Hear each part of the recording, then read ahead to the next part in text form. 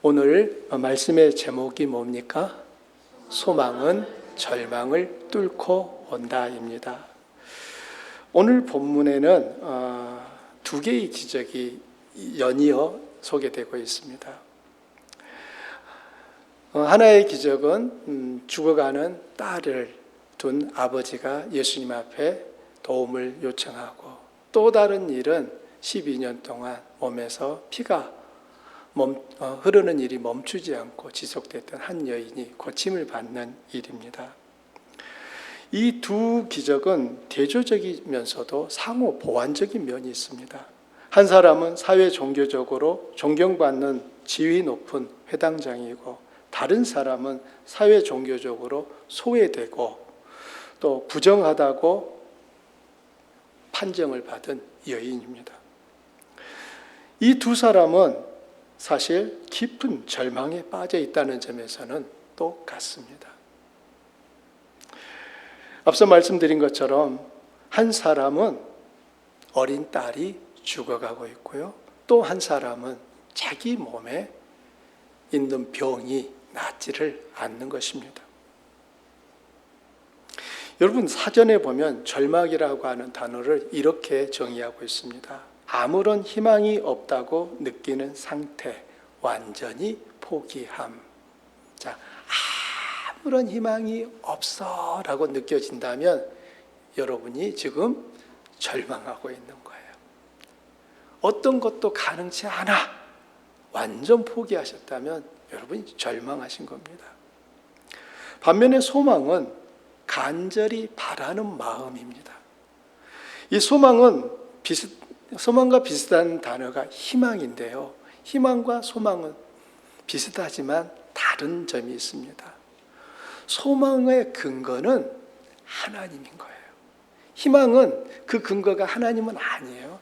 사실 이 소망은 명확한 근거를 하나님께 두고 있다는 점에서 희망과는 조금 다릅니다. 먼저 소개되는 이 야이로는 회당장 중에 한 사람이었습니다. 예수님 시대에 회당장은 회당을 책임지고 관리하는 역할을 맡은 사람이었습니다. 헬라어로는 이 회당장을 아르키시나고고스라는 단어를 쓰는데요, 이것은 아르케라고 하는 단어와 시나고스라는 두 개의 단어가 합쳐져서 만들어진 말입니다. 아르케는 우두머리 또는 지도자라는 뜻이고, 시나고게는 회당이라는 의미예요. 그러니까 두 개가 합쳐져서 아르키시나고고스라고 하는 것은 회당의 우두머리다, 이런 의미에서 우리 성경은 회당장이다 이렇게 표현을 하고 있는 것입니다. 지역마다 차이가 있었지만 일반적으로 한 명의 회당장이 그 회당을 맡아서 관리를 했는데요, 어떤 회당은 여러 명의 회당장이 있었습니다. 그 여러 명이 각각 책임을 나누어서 함께 회당을 관리했던 것입니다. 야이로가 회당장 중에 한 사람이었다라고 하는 의미는 지금 이 회당에는 야이로 말고도 또 다른 회당장이 있다는 것이고, 여러 명의 회당장이 있다는 것은 그 회당의 규모가 꽤 크다라고 하는 것을 알 수 있습니다. 그러면 여기서 회당의 규모가 크다라고 하는 것은 그 회당에 모이는 사람들 역시 많다라고 하는 것을 의미하는 거예요. 회당장은 어떤 사람이 될 수 있었을까요? 회당장은 단순히 종교 지도자 이상의 위치였습니다. 그 사회에서 존경받는 유대인 남성이어야 했습니다. 주로 나이가 많고 경건하며 공동체 안에서 신뢰받는 인물이었습니다. 물론 율법과 전통에 대한 이해가 깊어야 했으며 필요하다면 재정적 후원이 가능한 사람이었습니다. 주요 하는 역할은 회당의 예배와 교육을 총괄했고, 율법을 낭독할 사람을 선정하고 외부에서 랍비를 초대하는 일들을 맡아서 진행을 했습니다. 회당의 질서를 유지하고 회당에서의 그런 삶에 필요한 여러 행정 업무들을 수행하는 것이 회당장이 하는 역할 중에 하나였습니다. 그러나 회당장은 성전에서 제사를 드리는 제사장이나 레위인과는 달랐습니다.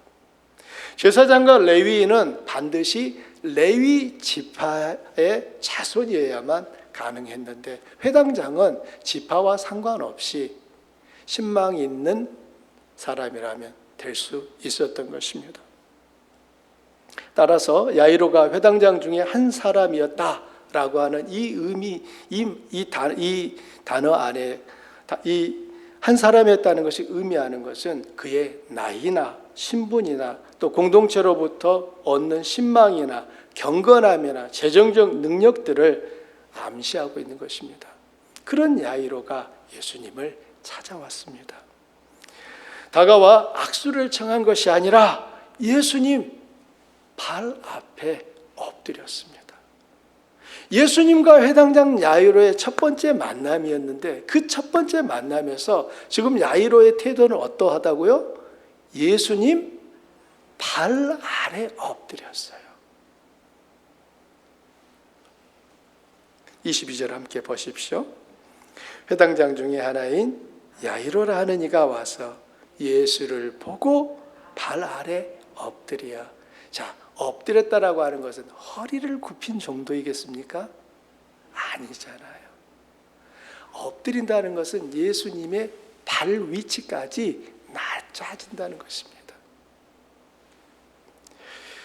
21절에는 큰 무리가 예수님께로 모여들었다고 말하고 있는 것을 보면 지금 야이로는 수많은 눈들이 자기를 바라보고 있는 그 상황에서 예수님의 발 앞에 엎드린 겁니다. 아무도 없는 은밀한 장소에서 예수님께 엎드린 게 아니라 회당장인 야이로가 그 수많은 사람들이 바라보는 그 상황 속에서 예수님 앞에 기꺼이 자원하여 엎드린 것입니다. 여러분 그 장면을 한번 떠올려 보십시오. 존경받는 지위 높은 회당장이 아마도 이 야이로는 옷도 잘 차려입고 있었을 것 같고요. 예수님보다도 나이가 더 많았을 것으로 생각이 됩니다. 그런 야이로가 지금 예수님 발 앞에 엎드렸습니다. 만일 야이로가 사람들의 시선을 의식했다면 야이로는 예수님 발 앞에 엎드릴 수 있었을까요? 어려웠겠지요. 야이로는 사람들이 자기를 보고 있는 건 알아요. 많은 사람들이 예수님을 기다리고 있는 중에 야이로도 함께 있었기 때문에 그는 수많은 사람들이 둘러싸인 가운데 예수님 앞에 지금 엎드렸습니다. 사람들이 나를 어떻게 평가할까? 야이로가 예수 앞에 엎드렸대. 이런 소문에 대하여서 우려를 했다면 야이로가 예수님 발 앞에 엎드리지 못했을 것입니다. 그가 이렇게 발 앞에 엎드렸다고 하는 것은 그의 간절하고 절박함을 보여주는 것이죠. 또한 예수님의 권위를 인정하는 태도인 걸 볼 수 있습니다. 방금 이 일 전에 예수님은 거라사 땅을 다녀왔습니다. 2,000마리 돼지떼가 바다에 몰살하는 걸 보면서 거라사 사람들은 예수님께 어떻게 했어요? 여기를 떠나세요 라고 했는데 지금 그 똑같은 갈릴리 호수를 건너오신 반대편 지점에 있는 사람들은 예수님을 환영을 하고 있는 겁니다. 그 가운데 지금 이 야이로가 예수님 앞에 엎드린 거예요. 무엇이 야이로를 이렇게 행동하게 했습니까? 23절에 그 이유가 나옵니다. 내 어린 딸이 죽게 되었사오니 오셔서 그 위에 손을 얹으사 그로 구원을 받아 살게 하소서. 내 어린 딸이 죽게 되었사오니 지금 야이로에게 닥친 절망의 원인입니다. 내 어린 딸이 죽게 되었사오니. 마태는 이 부분을 어떻게 기록하고 있냐면 내 어린 딸이 죽었사오니 이렇게 번역하고 있습니다. 마가는 어린 딸이 지금 죽어가고 있다고 기록을 하고 있고 마태는 어린 딸이 죽었다고 기록을 하고 있습니다. 그러면 이제 이런 고민이 생깁니다. 왜 마가와 마태는 서로 똑같은 사건을 다르게 써놓은 거야? 이게 이렇게 다른 것을 보니 이 일은 거짓말인가 봐. 이제 이렇게 생각할 수 있는데요. 그렇지 않습니다. 몇 번이나 말씀드리지만 성경을 쓴 그 저자들은 그들이 강조하고 싶은 부분을 더 드러내기 위하여 때로는 더 부각시키기도 하고 때로는 더 줄여서 쓰기도 합니다. 마태가 내 어린 딸이 죽었사오니 오셔서 살려주십시오라고 할 때는 지금 이 야이로의 그 믿음을 더 강조해 주는 거예요. 여러분 생각해 보시죠. 도대체 죽은 딸을 살려달라고 온 사람의 믿음이면 어느 정도 믿음입니까? 그런데 이 마가복음에서 이 어린 딸이 죽어가고 있습니다 라고 하는 것은 지금 이 야이로가 겪고 있는 그의 지금 절망된 상황들이 계속 진행되고 있는 것 속에 그의 변화들을 보라고 우리에게 마가는 말을 하고 있는 거예요. 그렇다면 보십시오. 내 어린 딸이 이것을 원문 그대로 해석하면 이렇게 할 수 있습니다. 내 어린 딸이 죽음의 시점에 있으니 오셔서 당신의 손을 그녀에게 얹으소서. 그러면 그녀가 고침을 받을 것이고 살게 될 것입니다. 자, 야이로 역시 지금 믿음이 있습니까? 없습니까? 있습니까? 없습니까? 있어요. 야이로의 믿음의 증거가 무엇입니까? 내 딸 지금 죽어가고 있는데 예수님 오셔서 내 딸에게 손 얹어주면 내 딸 나을 거예요 라고 말하고 있잖아요. 지금 야이로에게는 예수님이라면 내 죽어가는 딸을 고칠 수 있다는 것에 대하여 믿고 있는 것이 분명합니다. 야이로는 그동안 이 딸의 생명이 위급한 것을 보며 아무런 조치도 하지 않고 예수님만 기다렸을까요? 그럴 리가요. 아마 이 어린 딸은 나중에 보면 12살인 것을 볼 때 오늘 갑자기 아파가지고 이렇게 죽음에 이르게 된 게 아니라 이 어린 딸은 이전부터 계속 아파왔었는데 오늘 상태가 매우 위중해졌다라고 하는 것입니다.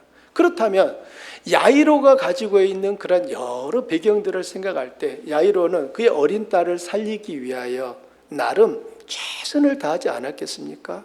또 이 어린 딸은 무남동녀라고 말해요. 외딸이라고 말해요. 다른 여러 명 자식 중에 딸 하나 있는 게 아니라 아무도 없고 이 딸 하나밖에 없는 거예요. 그러니 그 딸이 아플 때 야이로가 가졌을 그 마음에 그 갈급함은 얼마나 컸겠습니까?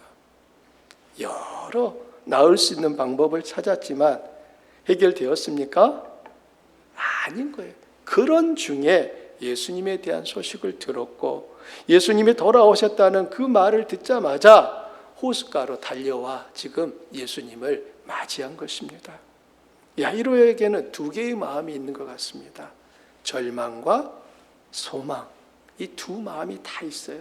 절망의 이유는 죽어가는 딸이고 소망의 이유는 예수님이라면 내 딸을 고칠 수 있어. 이 두 마음이 있어요. 이 두 마음은 야이로에게만 있는 마음입니까? 우리에게도 있는 마음 아닌가요? 우리 역시 야이로처럼 절망의 마음을 느낄 때도 있고 그럼에도 불구하고 그 절망과 함께 소망의 마음도 같이 가지고 있는 것이 우리들 아닙니까? 그렇다면 이 야이로는 야이로로 끝나는 것이 아니라 바로 우리들 중에 한 사람인 거예요. 성경은 우리에게 야이로를 통하여 우리 자신을 지금 보라고 말하고 있는 것입니다. 또 한 사람이 소개됩니다. 12의 혈루증을 알아온 한 여인입니다. 여러분 12년 긴 세월입니까? 짧은 세월입니까?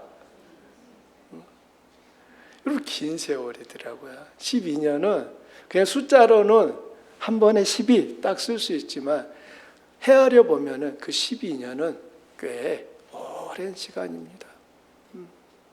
12년 전으로 거슬러 돌아가 보면 지금처럼 눈이 흐릿하지도 않았던 것 같고 체력도 좋았던 것 같아요. 어르신들이 그런 말 하잖아요. 1년이 다르다. 그러니 12년이면은 여러분 그때는 이게 꽤 오랜 시간이 해당하겠죠. 이 여인은 이 12년 동안 정상적인 일상생활이 불가능했다는 것입니다. 원인은요, 몸에서 끊임없이 피가 흘러나오는 것입니다.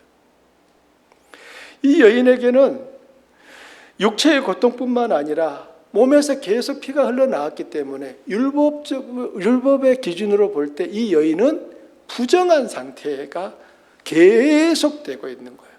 부정한 사람이 다른 누군가를 만지게 되면 그 사람도 부정해지고, 부정한 사람이 어떤 물건을 만지면 그 물건도 부정해지고, 부정해진 그 물건을 다른 사람이 만지면 만진 사람 역시 부정해지기 때문에 이 여인은 부정 그 자체를 벗어날 길이 없는 거예요. 그러니 사회적으로 얼마나 고립되었고 고독한 상태에 있었겠습니까?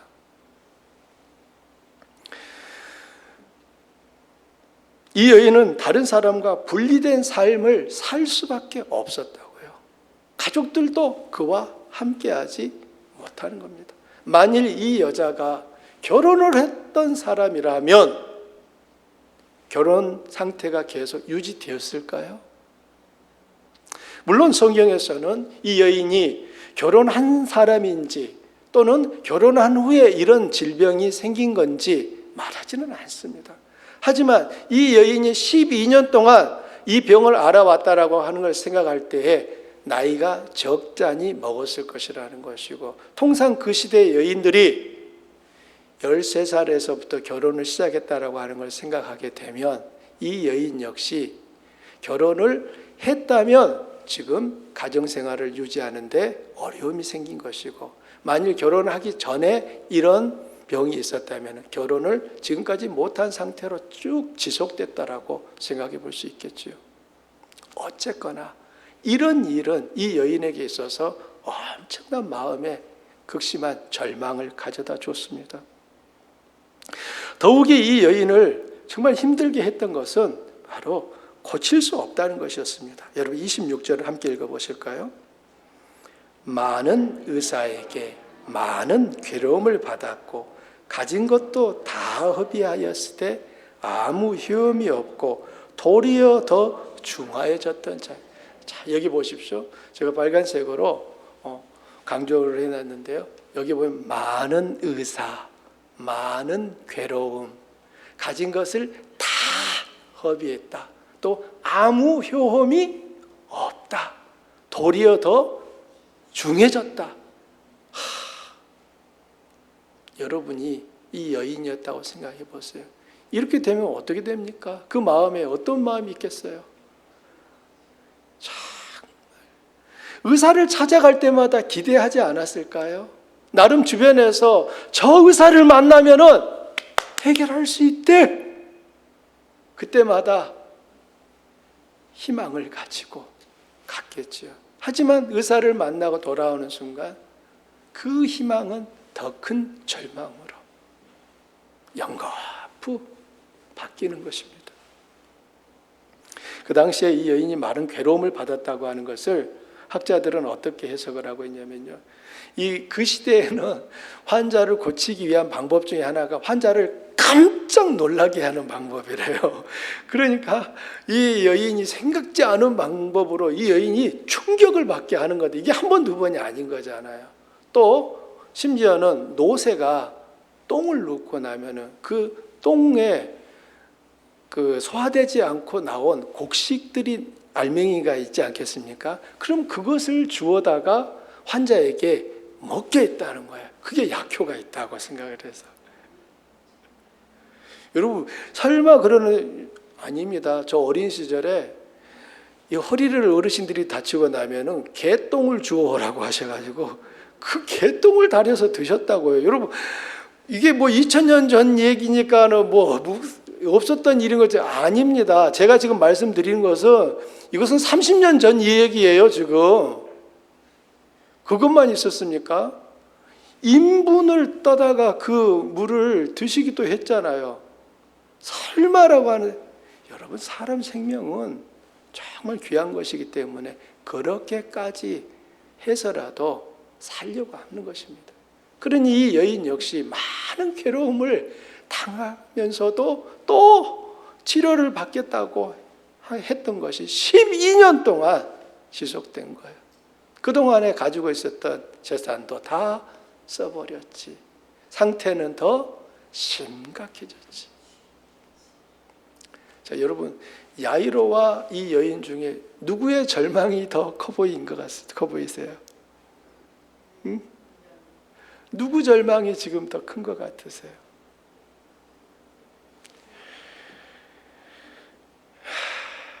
그러나 세상에서 가장 큰 절망은 야이로의 절망도 혈루증 여인의 절망도 아니고 나의 절망이지 않습니까? 사랑하는 성도님, 하나님이 야이로의 이야기를 12년 된 혈루증의 여인을 기록해 놓은 것은 그들 이야기로 끝내는 게 아니라 오늘을 살고 있는 우리에게 하나님이 말씀하고 싶은 바가 있기 때문이라는 사실을 기억하시기를 바랍니다. 그런 여인이 예수님께 왔어요. 자, 왜 이 여인은 예수님께 왔습니까? 야이로와 똑같아요. 이 여인도 이렇게 말합니다. 예수의 소문을 듣고 무리 가운데 끼어 뒤로 와서 그의 옷에 손을 대니 이는 내가 그의 옷에만 손을 대어도 나으리라 생각을 했기 때문이라는 거예요. 그렇다면 이 혈루증 여인에게도 믿음이 있어요, 없어요? 있지요. 큰 믿음이지요. 지금 야이로는 예수님이 오셔서 손을 얹으시면 내 딸이 나았겠습니다라고 했는데 이 여인은 뭐라고 합니까? 내가 예수님 나한테 손 얹을 것도 없어. 내가 예수님의 옷깃만 만져도 난 나을 거야 라는 믿음이 있었어요.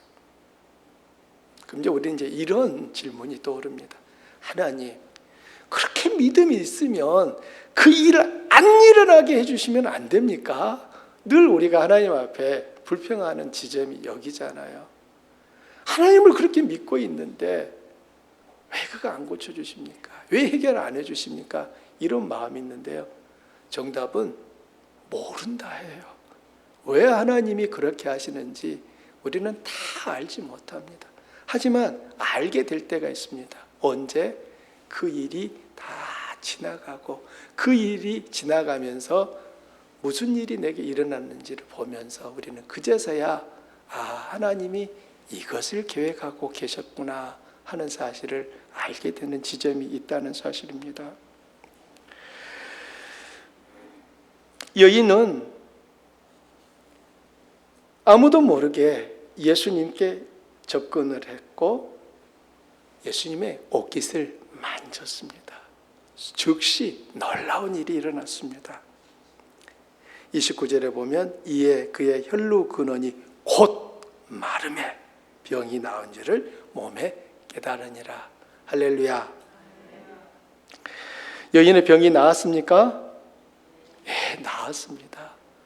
12년 동안 아무도 치료하지 못했고 12년 동안 그토록 고통을 안겨줬던 그 묵은 병이 다른 거 안 했어요.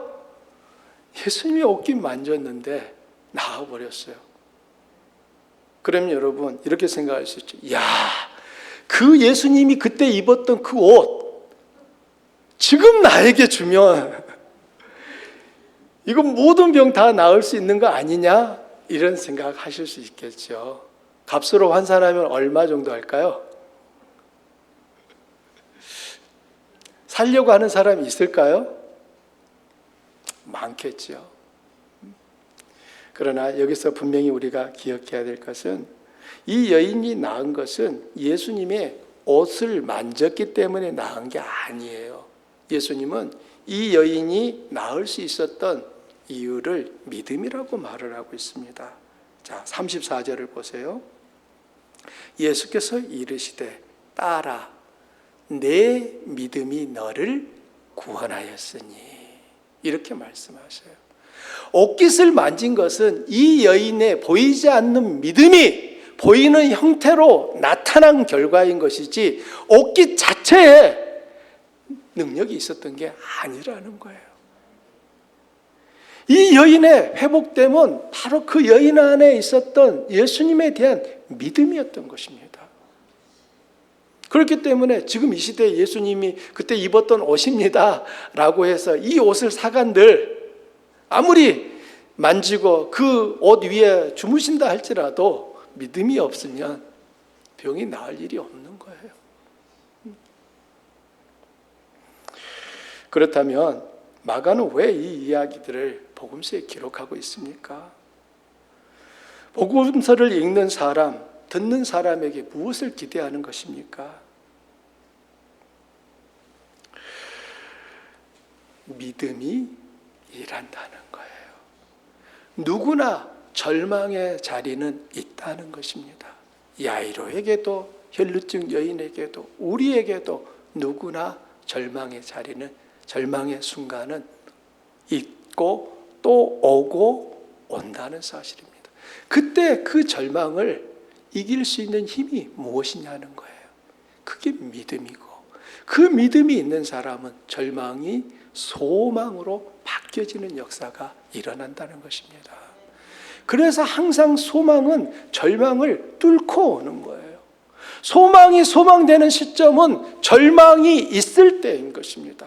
절망하지 않은 사람에게 소망이라고 하는 것은 존재할 수가 없는 거예요. 그런데 누구에게나 다가오는 그 절망이 누구에게나 소망으로 바뀌지는 않습니다. 절망을 소망으로 바꿔낼 수 있는 사람은 어떤 사람? 믿음 가진 사람. 예수님에 대한, 하나님에 대한 그 믿음이 있는 사람은 절망이 소망으로 바뀌는 이 역사가 일어난다는 것을 말하고 있습니다. 그리고 우리 주님은 그 소망을, 그 믿음을 부끄럽게 하지 않으신다는 거예요.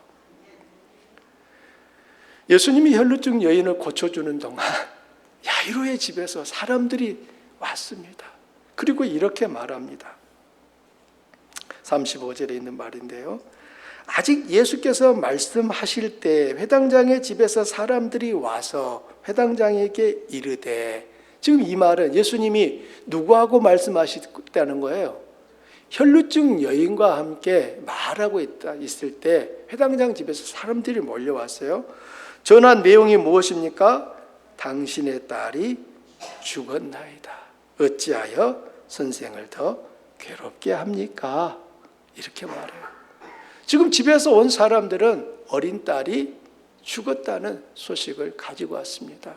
그러니 이제 예수님이 오신들 아무런 소용이 없으니 이제 예수님 오실 필요 없어요. 지금 그 말을 하고 있는 것입니다. 그럼 보십시오. 지금 집에서 소식을 가지고 온 이 사람들은 예수님께서 죽은 자를 살릴 수 있다고 생각하는 것입니까? 없다고 생각하는 것입니까? 없다고 생각하고 있는 거예요. 그들은 예수님을 더 이상 괴롭게 하지 말라고 제안을 하고 있습니다.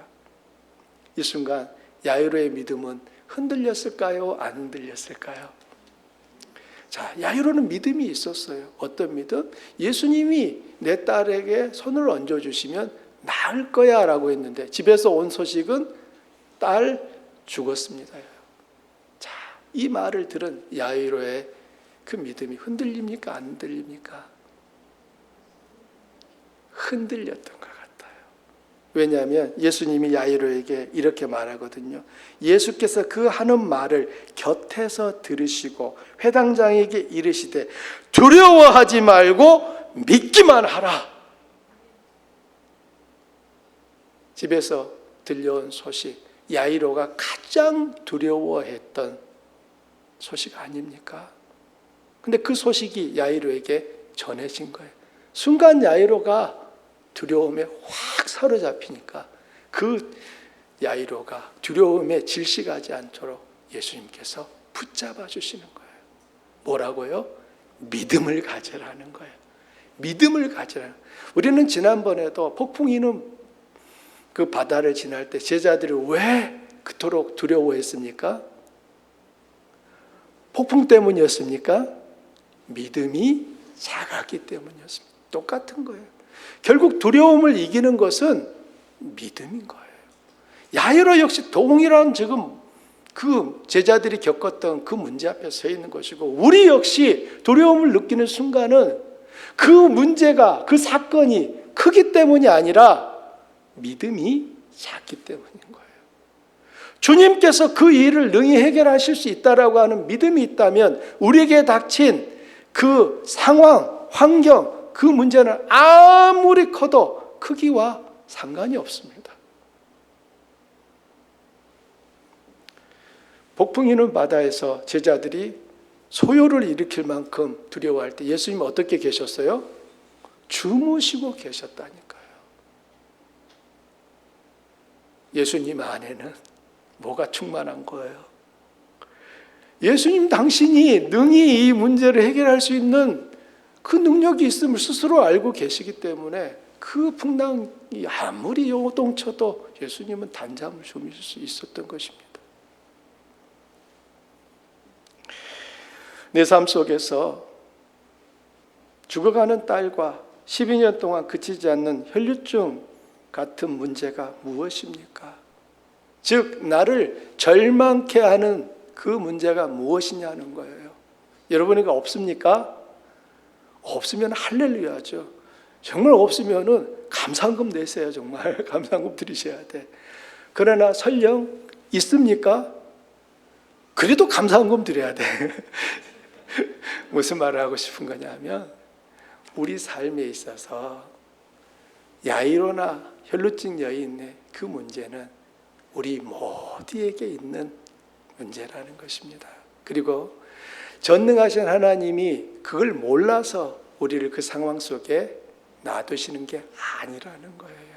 그렇기 때문에 사실 우리는 그 두려움의 문제 때문에, 환경 때문에 흔들릴 것이 아니라 내가 그 두려움으로 인하여 주님께로 나아가는 기회로 만드느냐 아니면 주지 않느냐, 이 부분이 우리가 고민해야 될 지점이 되는 것입니다.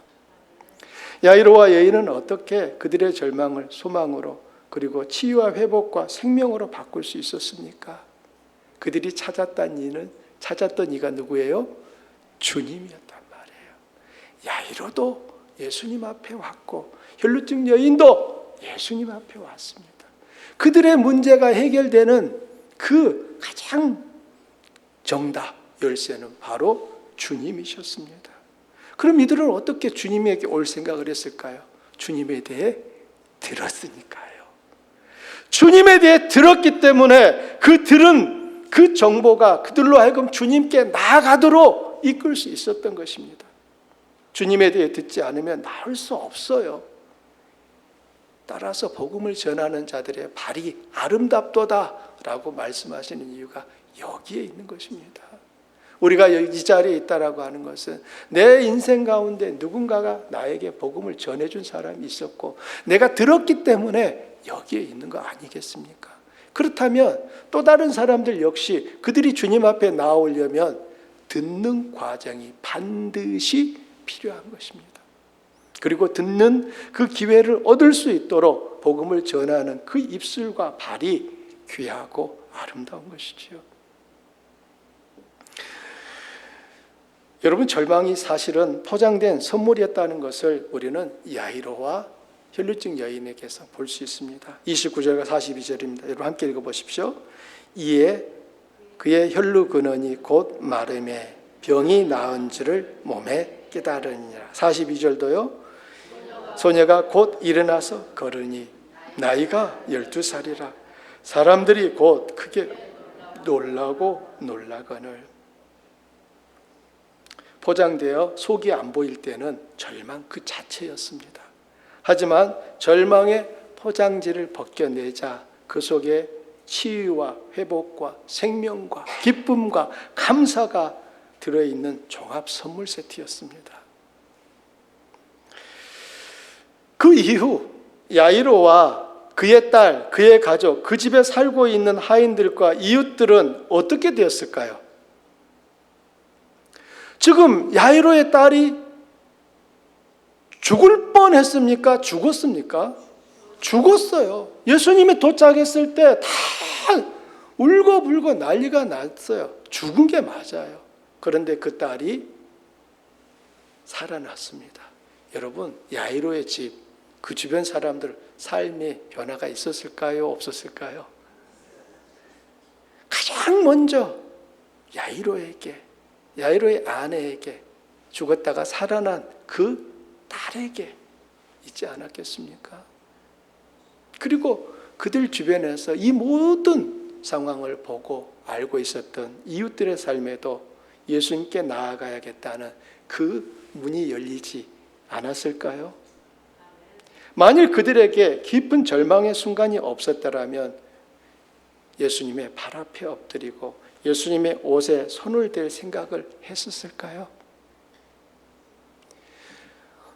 우리 인생 가운데 복은 문제 없는 것이 아니라, 복은 그 문제로 인하여 주님과 더 가까워졌다면 그것은 문제가 더 이상 아닌 것입니다. 그 문제가 아니라 사실은 선물이었던 거예요. 우리가 이 문제를 선물로 볼 수 있는 영적인 믿음의 눈이 열리기를 축원합니다. 이제 말씀을 맺겠습니다. 성경의 사건들은 모두 다 시간적으로 과거에 있었던 일들입니다. 그러나 2000년 전 그 일을 이루셨던 주님은 지금 여기 현재에 계심을 기억하시기 바랍니다. 우리가 주님을 과거 속의 존재로만 인식한다면 우리는 오늘 현재 속에 임하시는 주님을 보지 못하고 상황과 문제 앞에 삼켜질 것입니다. 그 문제가 크기와 상관없이 주님을 과거의 분으로만 생각하고 현재에 계시지 않은 분으로 인식한다면 우리는 문제에게 항상 압도될 수밖에 없습니다. 그분은 시간과 공간을 초월하는 전능한 하나님이시기에 하나님의 시간은 항상 현재입니다. 중요한 것은 우리의 믿음이 과거 속 예수님이 아니라 과거마저도 현재가 되게 하는 그 예수님을 신뢰하는 것입니다. 그렇다면 우리를 절망케 하는 순간과 사건들은 모두 소망으로 바뀌고 소망을 이루신 주님으로 인해 은혜 속에 사는 삶이 될 것입니다. 절망을 경험하고 지나온 사람은 또 다른 깊은 절망에 빠져 있는 누군가의 손을 잡아줄 수 있습니다.